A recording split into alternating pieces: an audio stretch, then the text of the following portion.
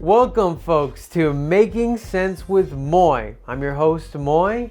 Today, we're all about the big game. Big game. Big game. Big game. Big game. Big game. That's how it goes, huh? Right? That's right, folks. Today, we're going to be talking about the big game. Specifically, the Super Bowl. And if for some strange reason you don't know what the Super Bowl is, it's the annual championship of the NFL. Big game, big game, big game, big game. We're going to be talking about the Super Bowl. The biggest game in America.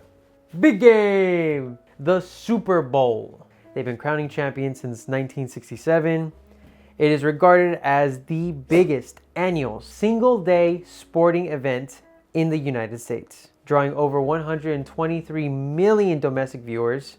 However, it is not the biggest in the world. That trophy goes to FIFA, the World Cup Finals. So strap on your helmets, folks, because today we're going to be talking about the Super Bowl and its impacts, its moments, and its significance in American culture.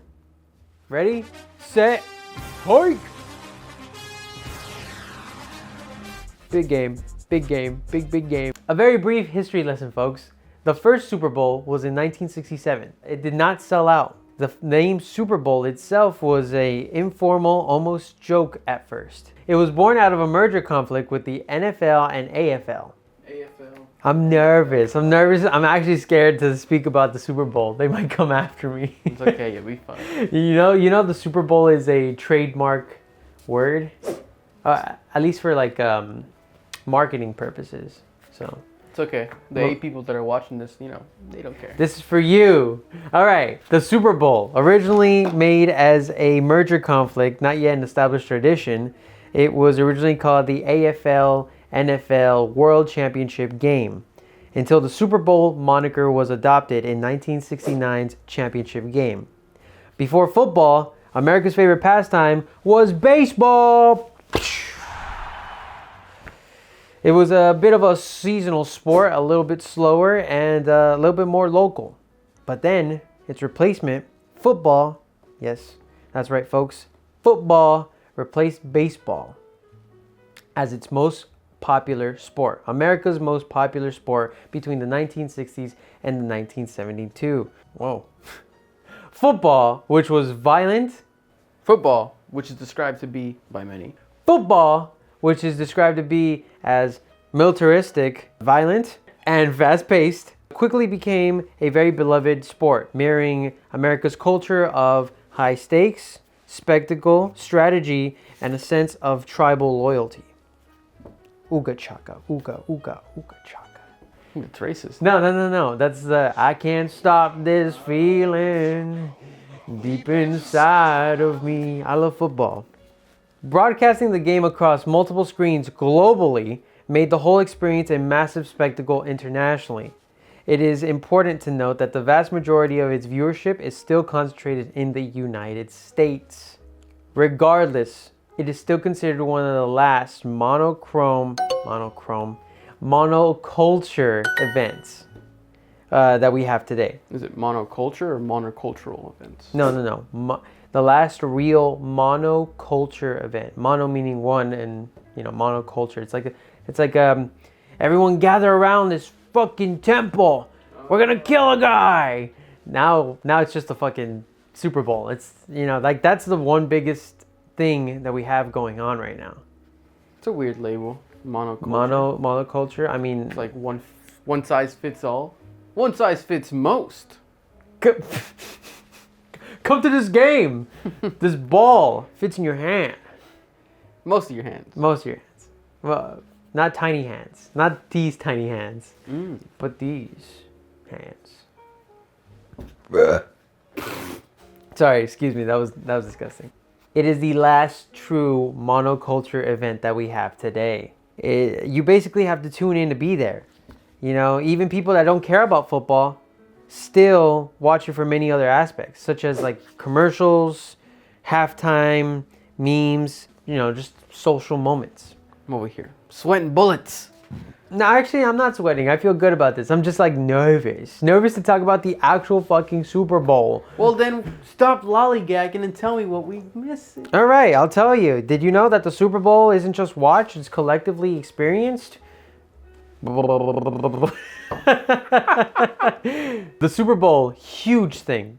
It's one of the largest broadcasts being watched by millions. It would be so foolish to not take advantage of all that millions of viewers and the advertising opportunities. Do you have to pay for the Super Bowl? Is it a pay-per-view thing? Can we fact check that right now? Because Future me fact check that. I guess it is. Cut. Put it right here. I guess it isn't. What is it? What is it? I don't know. Maybe it is. Maybe it is. Shut the fuck up. Okay. Just put the results right here.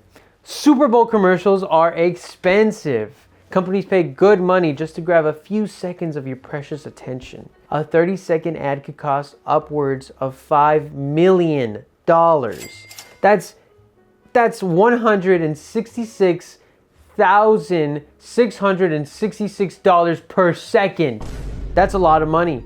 Chetes, stack that money up right here on my desk.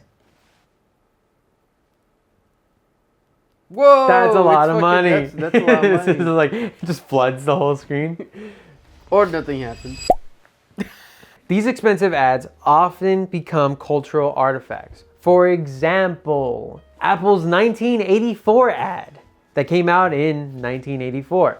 It didn't just sell computers, it sold a refined advertising as art. It's crazy, right? It had a crazy story. I'm not sure if you remember it, but it's like this gray world. Point is, Fortnite made a fucking replica of it. That's how culturally, like, whoa, I'm gonna parody this, you know? So I'm just saying, if you haven't seen it, go watch Fortnite. Go play Fortnite. And then maybe you'll see it. Apple's 1984, which was directed by Ridley Scott, is considered to be the most groundbreaking and influential Super Bowl commercials, possibly the greatest Super Bowl commercial ever. Considered, all right? I think there's much better ones that we'll get to. I think are really great. Did you see Ridley Scott's last film? Which was what? The Last Duel, where two dudes fight for the same girl. With Matt Damon and Adam Driver. Adam Driver. Who won? I want to say Matt Damon. Really? I think so. Okay, I'm going for Adam Driver. Put up the results right here. Boom. Spoiler. Spoiler if you haven't watched that shitty ass movie. It's not a shitty ass movie. Ridley Scott directed it. Chill. Among the most famous and iconic Super Bowl commercials is Budweiser's What's Up? Released in 2000. Do you guys remember that? What? Who's on the other line? Which I don't know when that came out. Oh, obviously 2000s. But like, I don't know why. I don't know if people in the 2000s were going. Yeah, you do that now. It's like a 3 a.m. booty call. What's that? Oh, like... God. Not him again. What does he want? He just wants a what's up? It's weird. Others include 2010's Super Bowl Kia Soul hamster commercial. Do you remember that one? That you could get with this, or you could get with that. You could get with this, or you could go with my hamster homies hanging out. Another one that you might fucking remember is the Mr. Peanut fucking dies.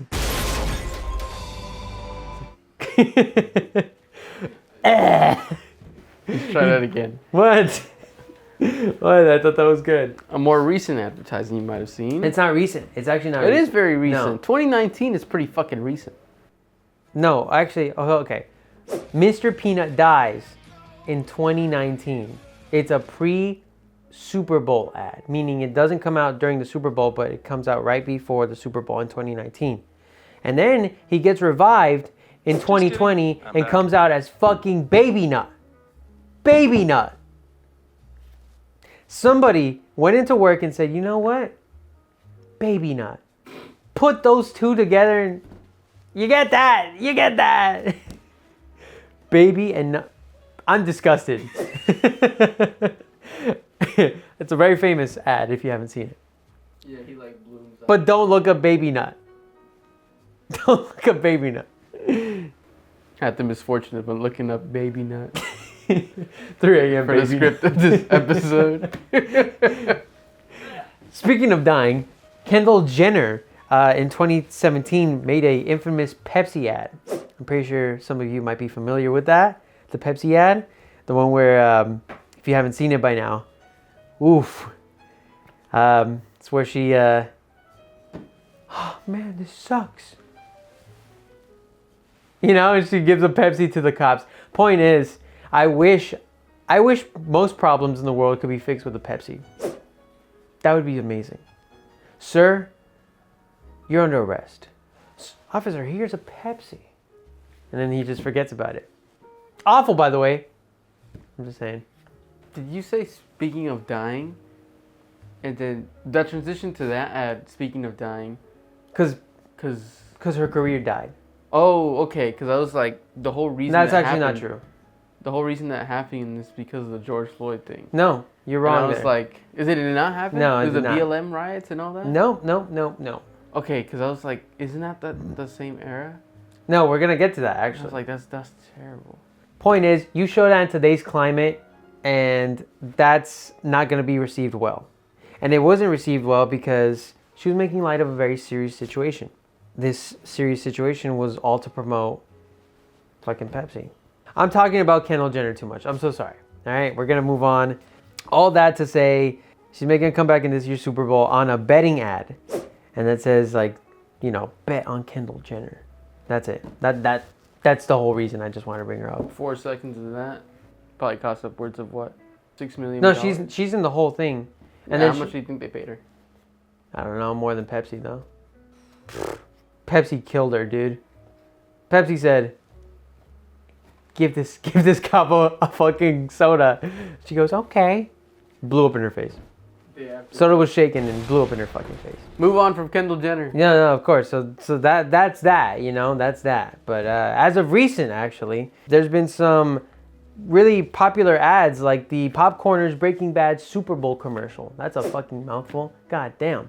That came out in 2023. Or in 2025, Instacart's We're Here, featuring characters like Chester Cheetah, the Energizer Bunny, and this ugly monkey baby thing that goes, I'm a silly monkey baby thing. And Chester Cheetah comes out. It's an awful commercial. Actually, no, it's cool. It's like an Avengers level commercial. It's weird. Did Ralph's have the Super Bowl commercial too? Makes Ralph? you want a boogie. You know what I'm talking about? No, With, like, the but shitty you animation. moved your hips really weird. Well, that's how he moves his hips in the dance. He's like, these discounts make you want a boogie. And he clicks Don't the phone. ever look at me and say that. That was awful. That was weird. Okay, moving on. Perverted.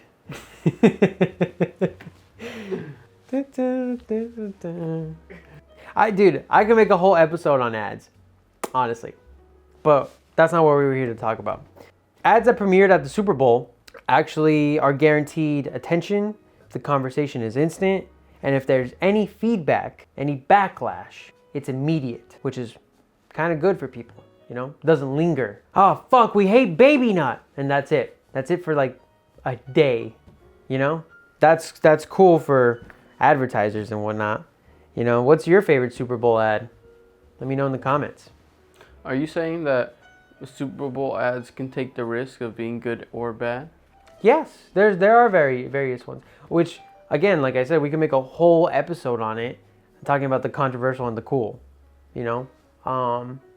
But these are some, I probably missed a couple, you know what I mean? Like I don't know. In Inside Out, that girl, she keeps thinking about this gum. I'm like, dude, once I see an advertisement, it's gone. It has to be like really good for me to remember it, you know?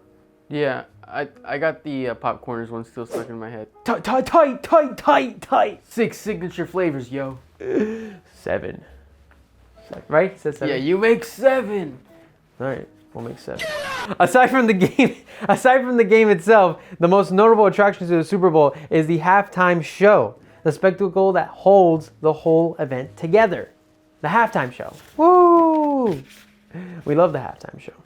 Another brief history lesson, real quick. The evolution of the halftime show was not always the dominant, spectacular stage that we have today.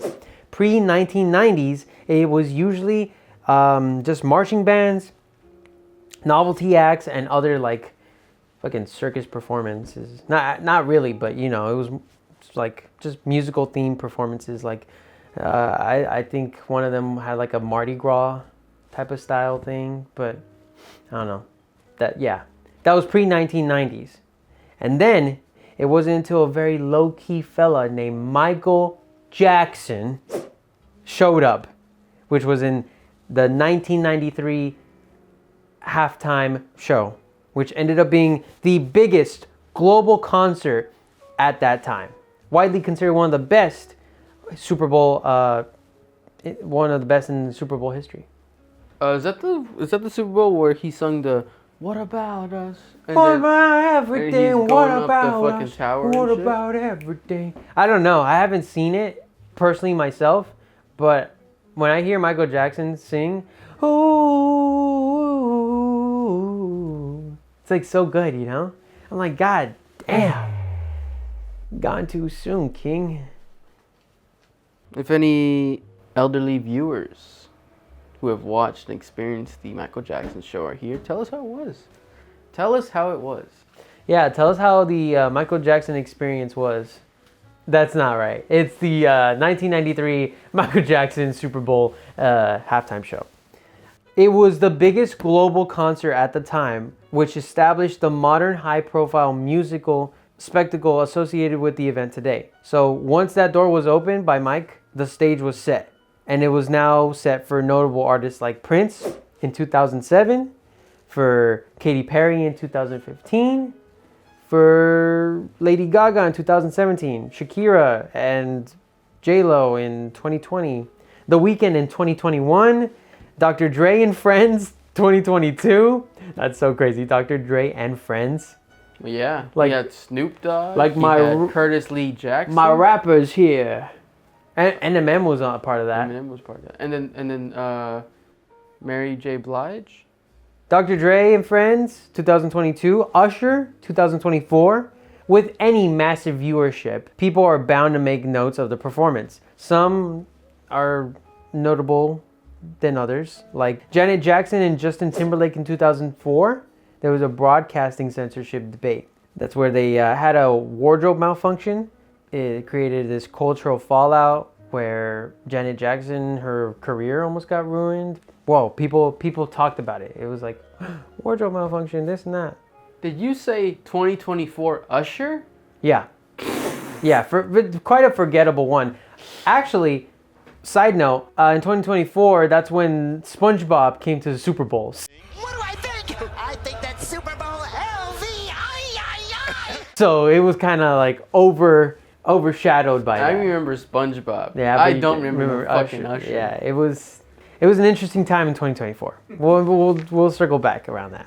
There's also the 2023 Beyonce, which featured Destiny's Child reunion, and she had this Black Panther imagery, which caused a lot of political outrage and some praise.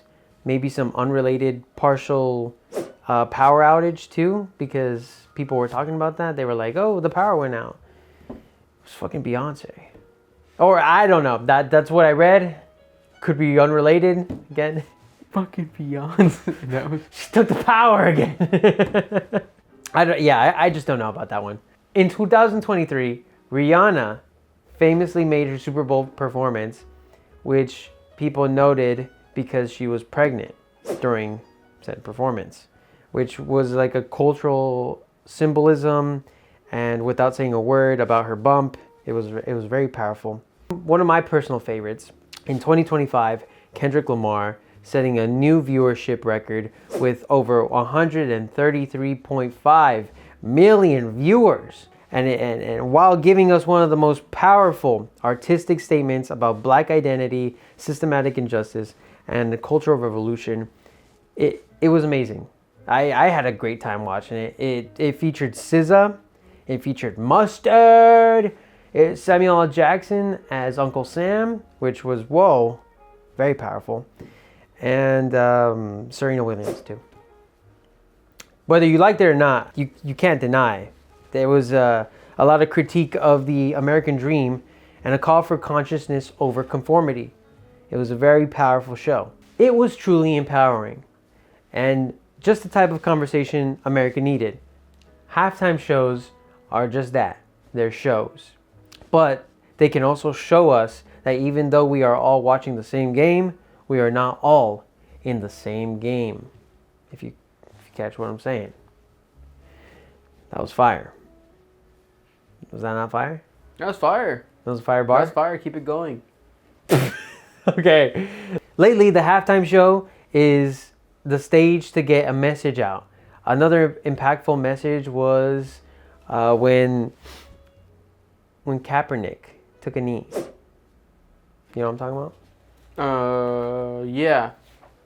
It was impactful. I remember something that happened.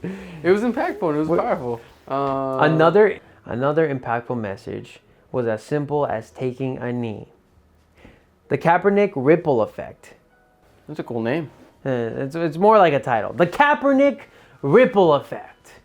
In 2016, Colin Kaepernick initiated kneeling during the U.S.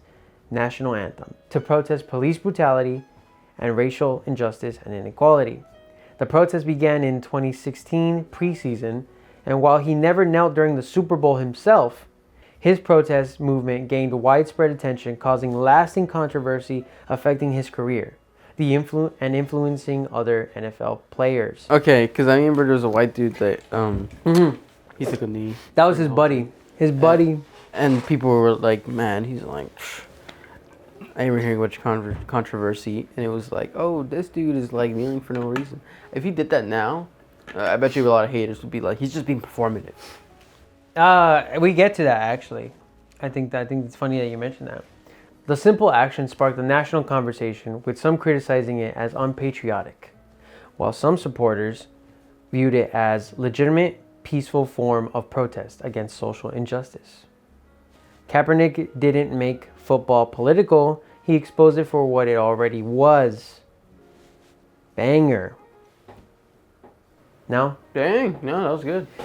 No NFL players are generally being fired or fined for kneeling anymore. The league's controversial 2018 policy that threatened fines for players not standing for the anthem was effectively suspended and never enforced. The protest movement, sometimes called taking a knee, spread throughout the NFL. Though kneeling did not occur during the Super Bowl national anthem in 2019, by 2020, Commissioner Roger Goodell admitted the league was wrong for not listening earlier, officially supporting the protests. So basically, the NFL tried to implement a policy to punish players for kneeling in 2018, which was later withdrawn in 2020 following the murder of George Floyd.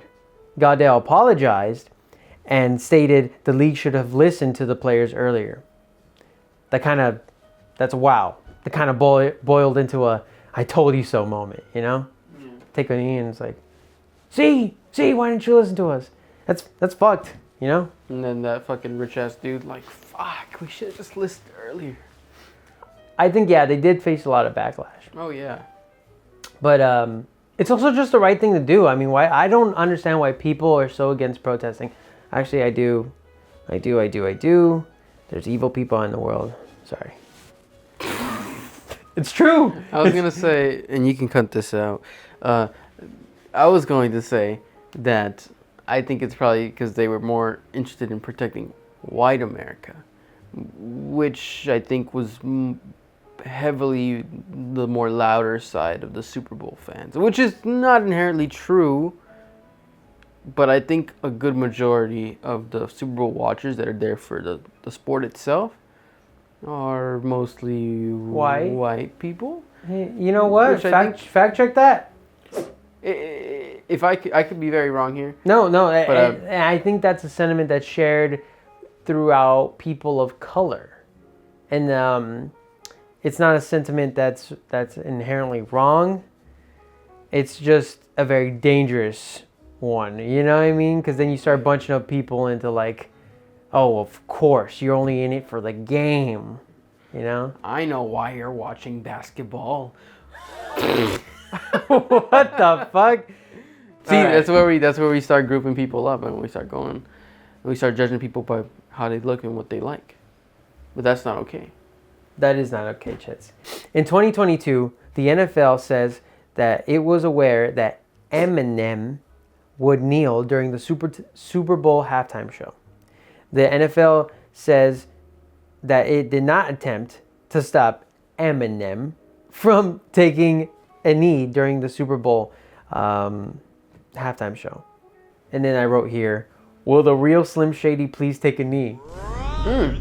Yeah, that's a super stinker right That's there. that's a bar. Are you kidding me? That is top 10 worst fucking quotes I've ever heard. I'm glad he actually took a knee because while Dr. Dre and friends were out there going, you know, just cheering on, he took a knee. I thought that was really cool. That's actually one of my favorite. Hold up, my chair's creaking. That's actually one of my favorite halftime performances. I really like that one. Yeah, it was up there. It was really good. There's a whole bunch of them, you know. After this, the NFL actually launched the Inspire Change platform to address social justice issues, relating the message on uniforms and in stadiums. And I just feel like it was a little late, but it's a nice gesture, you know. BLM, George Floyd, and all that stuff had to like go down for them to be like, oh, we should have listened to you. And it's like, what the fuck?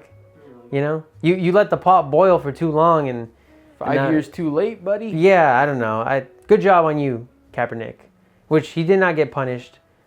Would you say he's like the catalyst? Started the snowball effect, right? You know, yeah. You know, something to take away from this is Kaepernick's protest made the NFL reshape its messaging, forcing the league to incorporate social responsibility language and ultimately change how silence itself is interpreted. Kind of crazy because the Super Bowl, which at this point was just about the game, suddenly became a place where neutrality stopped being neutral. Does that make sense? Both sides coming together to watch a game, and then all of a sudden it's like, whoa, whoa, whoa. You know, you start putting your opinion in there and your ideas and values, and it might feel like you low-key, high-key have to pick a side. But I believe that's where you're actually invited into this conversation, where Kaepernick's protest actually creates a dialogue by bringing awareness to the situation in a, albeit peaceful yet controversial manner, you know. I mean, before anyone gets upset, right? They made the Super Bowl political. Chill, buddy, all right? Or, you know, it's not political if it's personal. Let me tell you guys a story.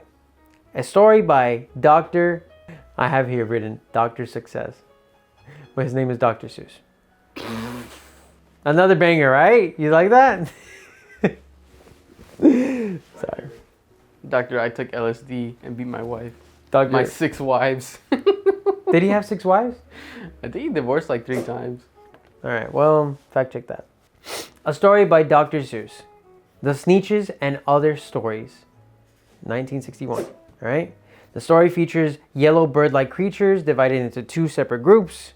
Those with the green stars on their bellies, the star bellies, and then those without, plain bellies.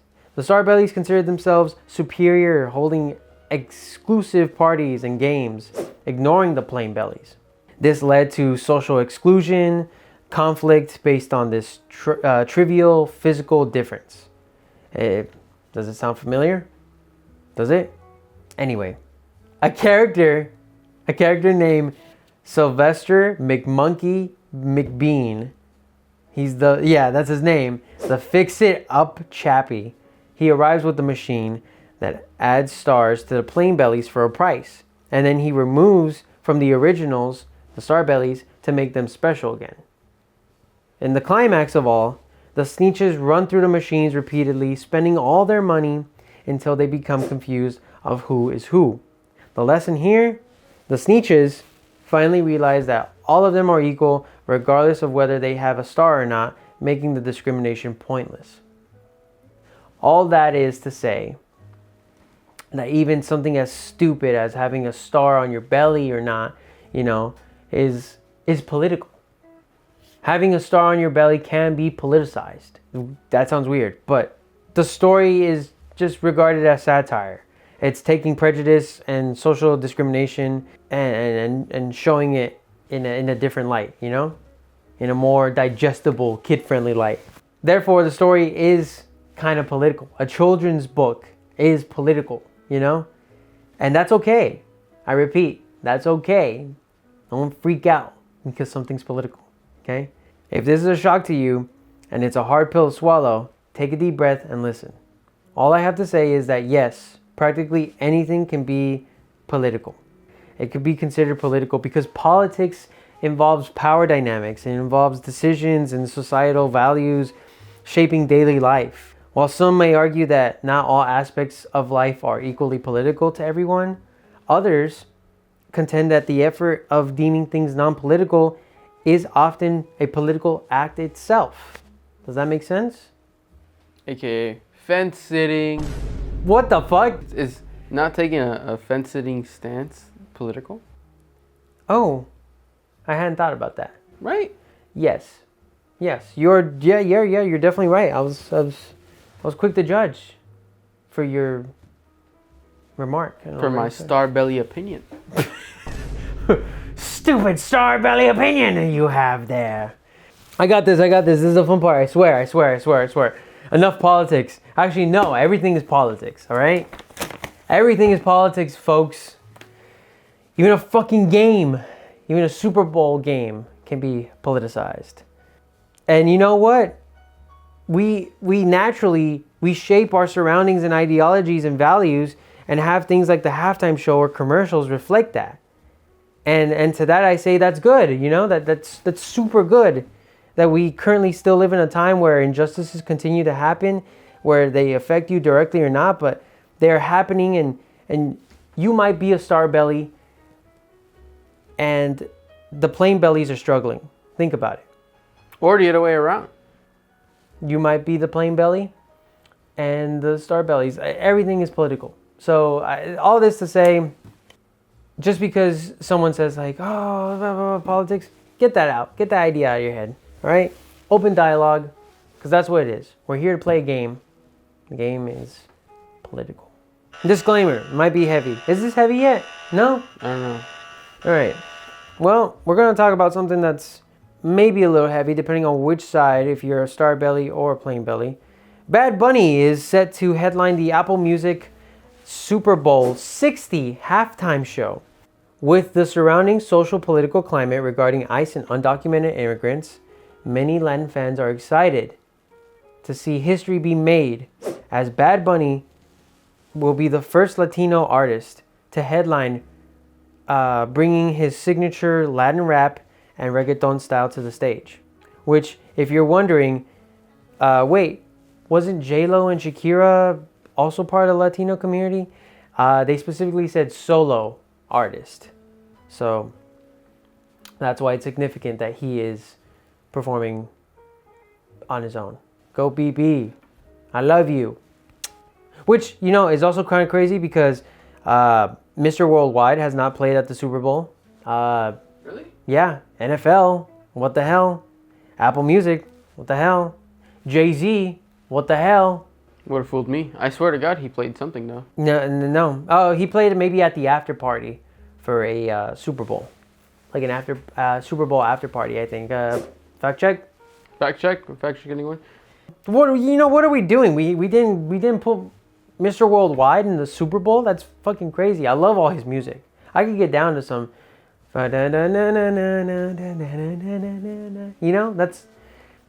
Anyway, for anyone wondering who runs the Super Bowl halftime show, it's actually an elite decision-making process by the NFL, which partners with companies like Apple Music and Rock Nation, which is Jay-Z's company. Rock Nation is Jay-Z's company.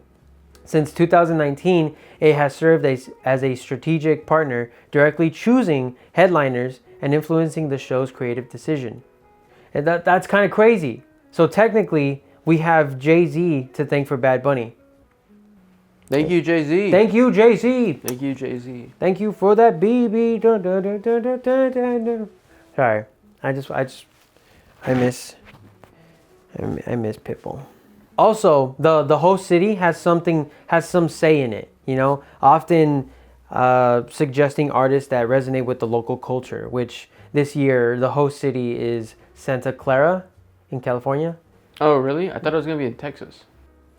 I don't know why. I thought it was going to be in San Francisco with the 49ers, but I was wrong. So do with that information what you will. San Francisco? Really?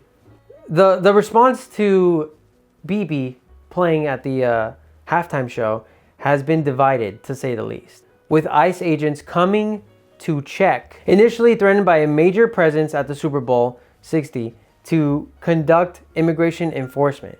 Driven by a directive push by advisor Corey Ledowski. I don't know. All I'm saying is, boo. Boo. Boo. They might just walk up stage and take Bad Bunny himself. Like, what the fuck? I mean, sorry if this pisses some folks off, right? But that's some major party pooper energy. It's like, oh, I heard you're having a party. I'm gonna wait outside until you come out all drunk and whatever. It's just awful. It's like low-key some predator energy. Yeah, it is.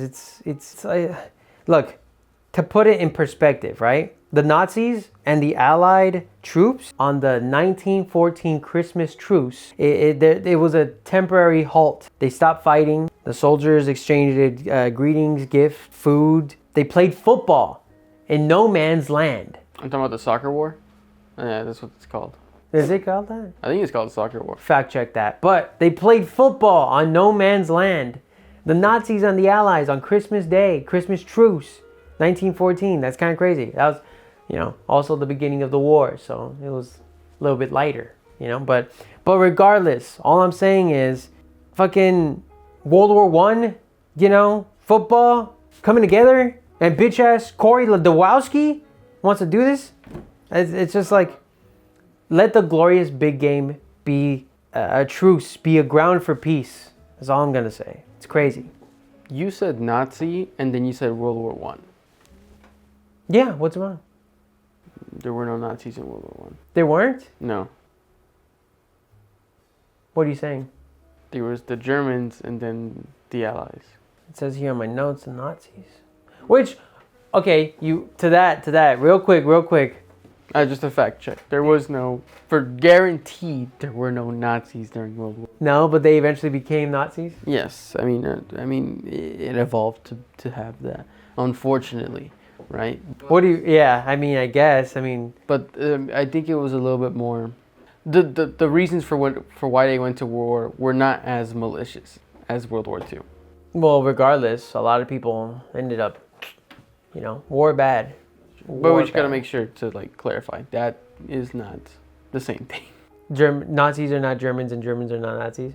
You're really taking away from my fucking point here, Chetes, all right? I'm sorry. Which, it's not just the undocumented folks or the land community that's threatened by the presence of ICE. Many American citizens have been harassed, assaulted, and even in some recent cases, tragically killed. There's plenty of outlets and sources talking about the victims of ICE, and it's very sad and disheartening. And not long ago, actually, as of the time of recording this, Santa Clara County leader vowed to arrest ICE agents. As the story goes, as the clock ticks towards the Super Bowl, one Santa Clarita County leader vows to arrest ICE agents may force officials across the valley to confront their own rhetoric, pitting local cops against federal ones. Damn. That's basically fucking saying star belly cops versus plain belly cops. They both cops. Oh, well, one's one's ICE. That's not true. The other's one's German. The others are Nazis. Whoa, bringing it back now. Reeled it back like crazy. That was cool. Hey, pat yourself in the back for that one. Thank you. Anyway, let me be absolutely clear, right? That no one is above the law. This is what this guy's saying. Sorry. Quote, let me be absolutely clear. No one is above the law. There is no such thing as absolute immunity, and there is no license to kill. This is the Board of Supervisors President Otto Lee. He said this at the meeting. If anyone comes into our county masked, spreading terror, breaking laws, or threatening our residents, they will be arrested by our sheriff deputies and police officers. So you know what? Round of applause for Otto Lee. Because that's a leader taking initiative and taking care of his community and making sure that everyone there, again, not just the undocumented, not just the Latino, but the American people, the citizens, all of us sneeches, you know? Doesn't matter what kind of belly you got, he's protecting them all. I think that's pretty cool. A round of applause for him, you know? We love to hear that, but we hope to see that, you know? We hope that it all happens. Folks, clearly, the Super Bowl itself, the game, isn't political. It's just a game. But, however, as in recent years, with everything I previously just covered, it's become more than just a game. It's a showcase of what America is and what it represents. The Super Bowl is political because it's personal. And because nearly all of America is watching at the same time, on that field, on that stage, and in those commercials, we're not just entertained, we're revealed. The Super Bowl stopped being a game a long time ago. It's a reflection of America. What we celebrate, what we argue about, and what we're afraid to confront. Whether you agree or disagree, the point is this. The Super Bowl is no longer neutral ground. It's a tough cookie to swallow, but it's true. In the end, I'm not here to tell you what to think. I'm just here to connect the dots, present the facts. Because most things in life are both personal and political. When it comes to something like the Super Bowl, it's one of the clearest indicators of America's climate. Through its halftime performances and its infamous brand ads, the Super Bowl becomes America's biggest stage. And when nearly the entire country is watching at once, it stops being just a game. It becomes a reflection. Folks, if I could leave you with just a message, one takeaway from this, it's that be kind to each other. Doesn't matter what kind of belly you got. We're all just trying to enjoy a game. And it's all political. Join in on the conversation. Don't be left out. Be nice, you know? We're all just here trying to enjoy and make the most of it. Folks, have yourselves a happy Super Bowl. Happy watching. Hope you win. Yay! Thank you so much for watching, by the way. We'll see you next time. For maybe a better episode. I don't know. This felt very serious. It was very serious. You know what? Every now and then, we gotta put our serious face on. I think it's a necessary thing to talk about, you know? Oh, yeah. Do you want to put your Super Bowl reaction at the very end? I don't think it matters. I don't think it matters what I hope Bad Bunny plays really good. I hope I don't know, maybe the Seahawks win, or if the Patriots win, that's cool too, but I just hope it's a good one.